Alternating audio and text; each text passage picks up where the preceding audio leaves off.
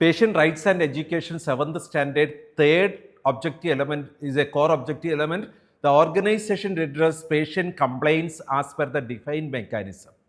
There, the interpretation says that the written guidance shall incorporate the mechanism for the lodging complaint. നമ്മുടെ കംപ്ലയിൻസുകൾ lodge ചെയ്യുന്നതിന് ഒരു return guidance ഉള്ള മെക്കാനിസമാണ് നമ്മുടെ ഹോസ്പിറ്റലിൽ വേണ്ടുന്നത്. ചുമ്മാ തോന്നിയ കണക്കൊന്നും അല്ല ചെയ്യേണ്ടത്. ഇത് എങ്ങനെയാണ് ചെയ്യേണ്ടതെന്ന്, the method of complaining, analysing of complaints, അതിൻ്റെ time frame, how we should respond to that complaint, and how we documenting the action taken against a complaint.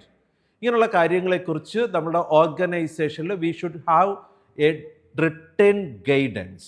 അതാണ് ഈ ഒരു കോർ ഒബ്ജക്റ്റീവ് എലമെൻറ്റിൽ നമ്മൾ കാണുന്നത്.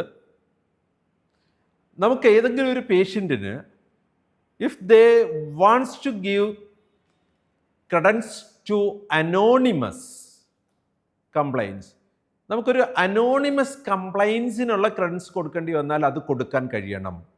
പേഷ്യൻ്റ് കംപ്ലയിൻസിൽ അവർക്ക് നമ്മളുടെ എഗെയിൻസ്റ്റ് അവർ ഹെൽത്ത് കെയർ വർക്കേഴ്സ് എന്നൊരു പ്ലാറ്റ്ഫോമും കൂടെ ഉണ്ടാവണം. അതൊന്നും ബ്ലോക്ക് ചെയ്യരുത്.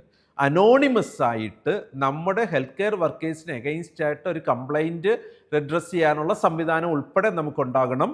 So objective element 7C red കളറിലാണ് പുസ്തകത്തിൽ. അത് കോർ ഒബ്ജക്റ്റീവ് എലമെൻ്റ് ആയതുകൊണ്ടാണ്, നിങ്ങൾ പേടിക്കാനുള്ളത് എന്ന അർത്ഥത്തിലല്ല. പക്ഷേ നമ്മൾ നന്നായി നമ്മുടെ ഹോസ്പിറ്റലിൽ മാനേജ് ചെയ്യേണ്ട ഒരു കാര്യമാണ്. The organisation address patient compliance as per the defined mechanism. നമുക്കൊരു റിട്ടേൺ ഗൈഡൻസ് ഈ കാര്യത്തിലുണ്ടാവണം.